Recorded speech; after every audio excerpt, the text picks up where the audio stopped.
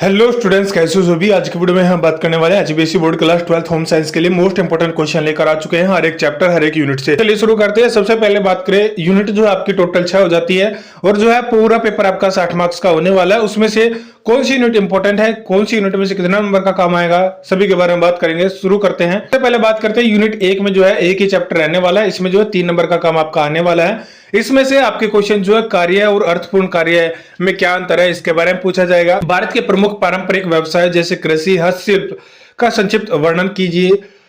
समान प्राश्रमिक अधिनियम equal remuneration act क्या है और यह क्यों आवश्यक है। बाल श्रम से आप क्या समझते हैं, इसके मुख्य कारण क्या है। जीवन स्तर को सुधारने में आजीविका का क्या महत्व है। कार्य के प्रति सकारात्मक दृष्टिकोण होना क्यों आवश्यक है।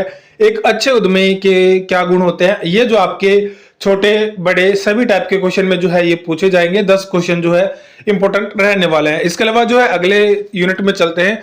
अगली यूनिट जो है आपकी दूसरी हो जाती है। इसमें जो है आपकी बात करें तो कुल जो है 23 नंबर का काम आने वाला मोस्ट इंपोर्टेंट यूनिट हो जाती है।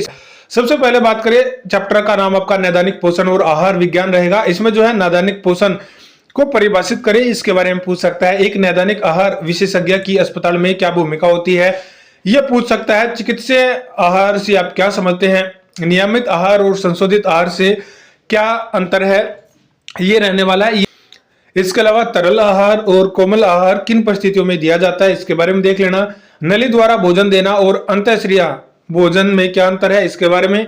पुरानी बीमारियों की रोकथाम में पोषण की क्या भूमिका होती है। नैदानिक पोषण के क्षेत्र में कैरियर के कौन कौन से अवसर है। रोगी के लिए आहार योजना यानी डाइट प्लान बनाते समय किन बातों का ध्यान रखना चाहिए। ये जो आपके इंपॉर्टेंट क्वेश्चन रहने वाले 10 के 10 जो आपको पढ़ लेने हैं। इसके अलावा जो है अगला दूसरे यूनिट में तीसरा चैप्टर है कि जन पोषण एवं स्वास्थ्य है। इसमें जो है जन पोषण क्या है, इसका क्या महत्व है। भारत में प्रोटीन ऊर्जा कुपोषण यानी पीईएम के कारण और प्रमुख लक्षण लिखिए। ये जो है लॉन्ग आंसर में भी आ सकता है, शॉर्ट आंसर में भी आ सकता है। उसके बाद जो है विटामिन ए की कमी से होने वाले रोग व उनके बचाव के उपाय रखें, इनके बारे में जरूर से पढ़ लेना है। लोह तत्व की कमी से यानी आयरन की कमी से होने वाले रक्ताल्पता आयरन डिफिशियंसी अनीमिया के कारण क्या है, इसके बारे में जरूर से चेक कर लेना।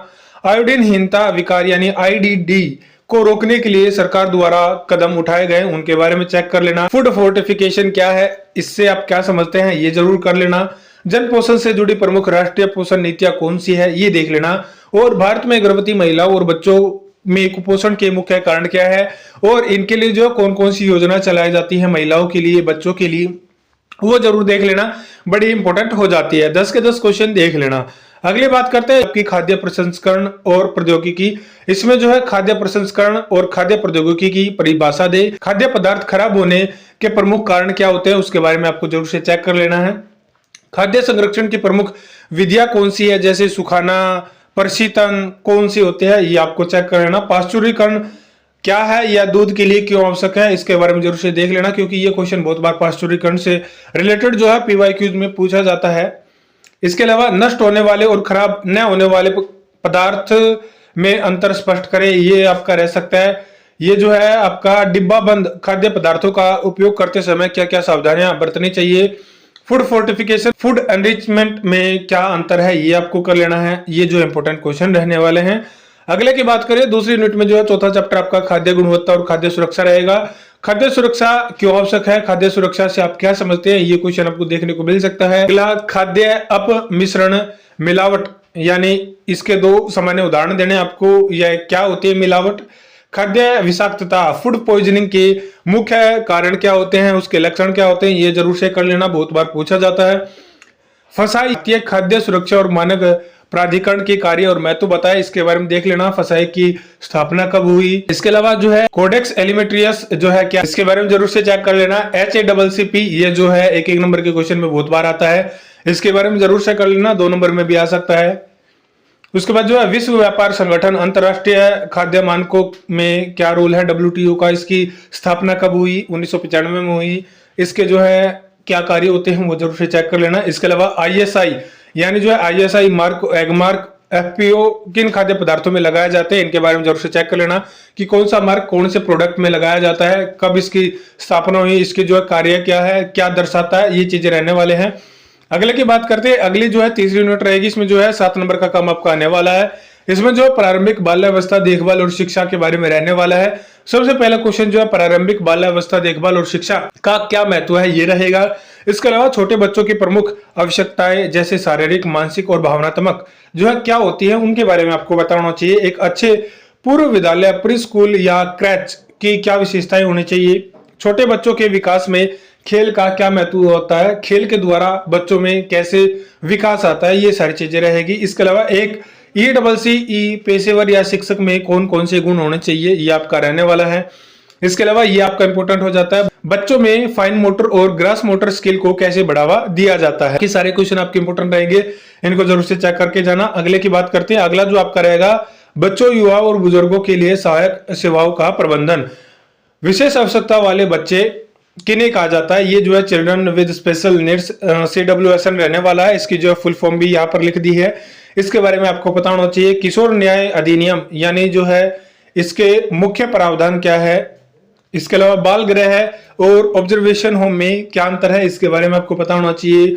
युवाओं के लिए चलाए जा रहे किन्हीं 2 राष्ट्रीय कार्यक्रमों का वर्णन करें, कौन कौन सी योजनाएं हैं उनके बारे में आपको पता होना चाहिए। यानी NSS युवाओं को कैसे सशक्त बनाती है। NSS की फुल फॉर्म भी आपके 1 नंबर में इसके कार्य पूछे जा सकते हैं। इसका मोटो पूछा जाता है कि NSS का मोटो क्या होता है। बुजुर्गों की प्रमुख शारीरिक और भावनात्मक समस्याएं क्या होती है उसके बारे में आपको पता होना चाहिए। आधुनिक समाज में वृद्धाश्रम की आवश्यकताएं क्यों बढ़ी जा रही है, इसके बारे में पढ़ लेना। उसके बाद जो है बुजुर्गों के प्रति समाज और युवा पीढ़ी का जो है क्या नैतिक दायित्व है उसके बारे में। अगली बात करते हैं, चौथी यूनिट हो जाती है। 13 नंबर का काम जो है इसमें से आने वाला चैप्टर में बात करें। सबसे पहला चैप्टर जो इसमें रहेगा वस्त्र एवं परिधान के डिजाइन रहेगा। डिजाइन को परिभाषित कीजिए। डिजाइन से जो आप क्या समझते हैं। संरचनात्मक और सजावटी डिजाइन में जो है क्या अंतर है। कला के तत्व एलिमेंट्स ऑफ आर्ट जैसे रेखा, आकार, रंग और बनावट का वर्णन कैसे किया जाता है, इनके बारे में रहने वाला है। इसके अलावा डिजाइन के सिद्धांत प्रिंसिपल ऑफ डिजाइन क्या होते हैं। अनुपात, संतुलन, लय, जोर, सामंजस्य, इनके बारे में आपको पढ़ लेना है। रंग चक्र, कलर व्हील क्या है। प्राइमरी, टर्सरी, सेकेंडरी, इन सभी के बारे में पढ़ लेना। कौन सा कलर है, जैसे ये बताया गया प्राथमिक और द्वितीयक रंगों के नाम बताने हैं आपको कि कौन सा हो जाएगा। इसके अलावा परिधान में रंग योजना, कलर स्कीम जैसे मोनोक्रोमेटिक, एनोलोगस का क्या महत्व है, इसके बारे में जरूर से देख लेना। रेखाओं का व्यक्ति के शारीरिक आकार पर क्या दृष्टि भ्रम पड़ता है। अनुपात, प्रोपोर्शन का कपड़ों की सिलाई और डिजाइन में क्या महत्व है। बनावट कपड़े के रंग और रूप को कैसे प्रभावित करती है। तो ये जो आपके इंपोर्टेंट क्वेश्चन रहेंगे। इसके अलावा फैशन डिजाइन वाले में आपको जो है फैशन स्टाइल और फैड में क्या अंतर है। फैशन फैड क्या होता है, फैशन स्टाइल क्या होता है, इनके बारे में आपको पढ़ लेना है। फैशन फैड भी जो है बहुत बार PYQs में पूछा जाता है। इसके अलावा फैशन चक्र क्या है, ये भी PYQ में आता है। इसके विभिन्न जो है चरण कौन कौन से विस्तार से आपको समझाने हैं। फैशन मर्चेंडाइजिंग से आप क्या समझते हैं। एक सफल फैशन डिजाइनर की क्या भूमिका होती है, उसके कार्य क्या होते हैं, उसके बारे में रहने वाला है। परिधान निर्माण की प्रमुख प्रक्रिया के चरण क्या रहेंगे, तो ये जो आपकी। इसके अलावा अगला जो रहेगा इसमें संस्थानों में वस्त्र की देखभाल और रख रखाव। संस्थानों जैसे होटल, अस्पताल में व्यावसायिक धुलाई का क्या महत्व है, ये रहने वाला है। घरेलू धुलाई और संस्थागत धुलाई में क्या मुख्य अंतर है। कपड़ों से दाग धब्बे छुड़ाने के लिए क्या नियम है, सामान्य नियम क्या है, ये रहने वाला है। इसके अलावा कपड़ों पर लगे देखभाल लेबल का अर्थ क्या है, इनके बारे में जरूर से चेक कर लेना। ये भी जो क्वेश्चन पूछा जाता है। बाकी जो है सारे इंपोर्टेंट रहेंगे। फिर ये जो आपकी 5वीं यूनिट आ गई, 9 नंबर का काम इसमें से आने वाला। इसमें जो है हॉस्पिटैलिटी मैनेजमेंट यानी आतिथ्य प्रबंधन रहेगा। आतिथ्य से आप क्या समझते हैं, यानी हॉस्पिटैलिटी से आपका क्या मतलब है, आतिथ्य क्या होता है, उसके बारे में आपको पढ़ना है। इसके अलावा होटल उद्योग के प्रमुख विभाग कौन से हैं। फ्रंट ऑफिस, हाउसकीपिंग, F&B, इनके बारे में आपको पढ़ लेना है। फ्रंट ऑफिस को होटल का नर्व सेंटर क्यों कहा जाता है, इसके बारे में आपको पता करना है। इसके अलावा हाउसकीपिंग विभाग की मुख्य जिम्मेदारियां और कार्य क्या है।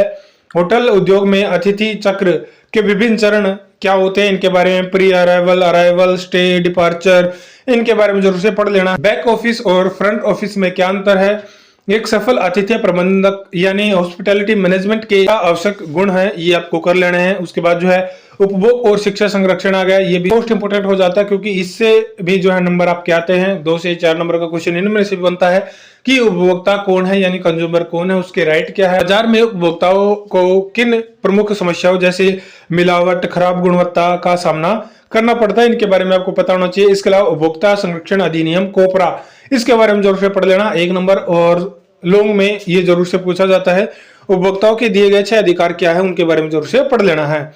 एक जागरूक उपभोक्ता की क्या क्या जिम्मेदारियां होती है, इसके बारे में देख लेना है। खरीदारी करते समय मानकीकरण चिन्हों जैसे ISI, एगमार्क, फसाई, हॉलमार्क का क्या महत्व है, इनके बारे में थोड़ी देर पहले भी जो क्वेश्चन आए थे तो ये जरूर से चेक कर लेना।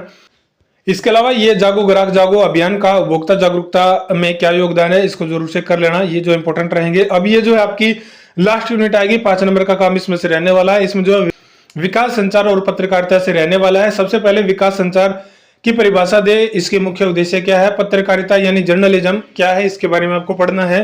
जनसंचार के विभिन्न साधन जैसे प्रिंट मीडिया, इलेक्ट्रॉनिक मीडिया कौन से हैं, प्रिंट मीडिया कौन सी होती है, इलेक्ट्रॉनिक मीडिया कौन सी होती है, उनके नाम आपको पता होना चाहिए। उसके बाद जो है ICT, सूचना और संचार प्रौद्योगिकी के विकास संचार को कैसे तेज किया। इसके अलावा पारंपरिक मीडिया जैसे कठपुतली, नुक्कड़ नाटक, लोकगीत विकास संचार में कैसे सहायक है, ये क्वेश्चन रहने वाले हैं, इनको जरूर से कर लेना। उसके बाद जो है ये आपका लास्ट चैप्टर रहेगा, जनसंपर्क को परिभाषित कीजिए। निगमित संप्रेषण क्या है, किसी भी कंपनी या संगठन के लिए जनसंपर्क क्यों आवश्यक है। इसके अलावा एक जनसंपर्क अधिकारी PRO की मुख्य भूमिका और जिम्मेदारियां क्या होती हैं, ये जो आपके रहने वाले हैं। तो आज की वीडियो बस इतनी ही। वीडियो चलेगी, वीडियो को लाइक कीजिएगा, चैनल पर पहली बार आए हो चैनल को सब्सक्राइब करना, बेल आइकन को जरूर सेट करना। मिलेंगे नेक्स्ट वीडियो में।